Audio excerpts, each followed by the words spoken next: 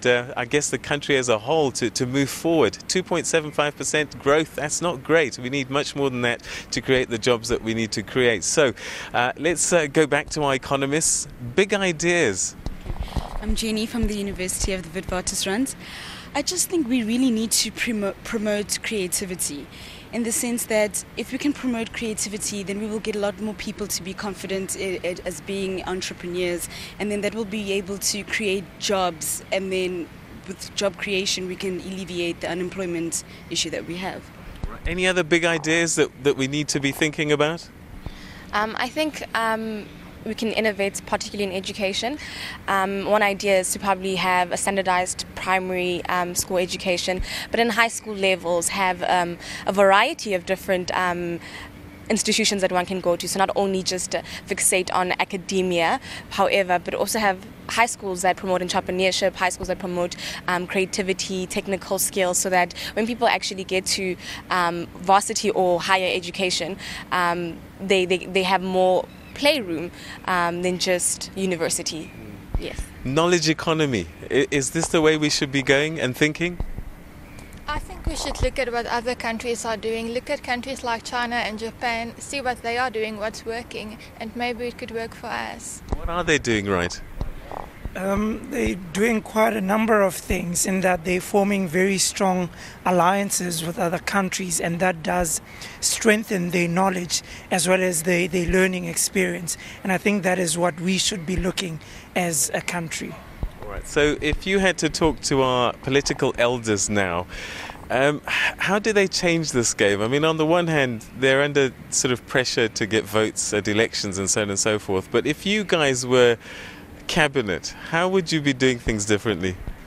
I would really be stressing the importance of promoting social capital within our society. We need different stakeholders, the government, business, labour, all to be working together and to be striving together for the goodness of South Africa, and this in turn will promote efficient institutions and greater productivity, which would impact everything from competitiveness to manufacturing to exports. So that would be my great focus. So now you guys have to study sort of psychology and all sorts of things. You've got on the one hand business trying to make huge profits, and on the other you've got Labour saying we're not getting paid enough. I'm going to ask you, Josh, how do we answer that question?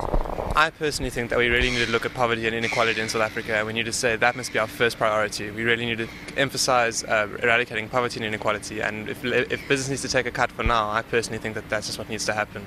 Yeah, but that's like an altruistic, benevolent thing. Shareholders won't put up with that. Well, I think that as a country we're not going to go forward. I mean, if we don't do that kind of thing, or basically if we can't fix poverty and inequality, we have no future generally, I think, as a country. It's deep structural issues which are socially but also economically really problematic, and I think that must be our priority. And how do we fix this inequality and this poverty that we're seeing?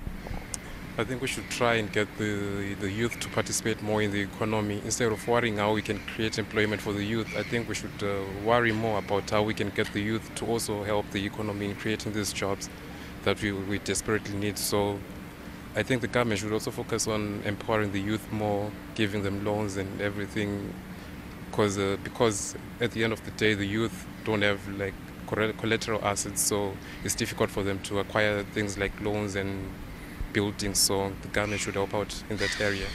1 million kids are getting through grade 12 every year, and 500,000 maybe actually even get to write it.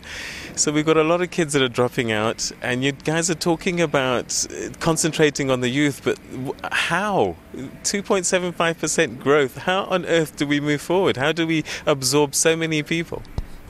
I think that the educational sector, we have pumped a lot of money into it, 21% of the GDP, that's a lot of money. But what I feel is that we have been pumping a lot of money into it. We have been watering a tree that has got its roots out of the ground, in the sense that the young people, they are not that motivated into learning, and so we have to start by making sure that they are motivated.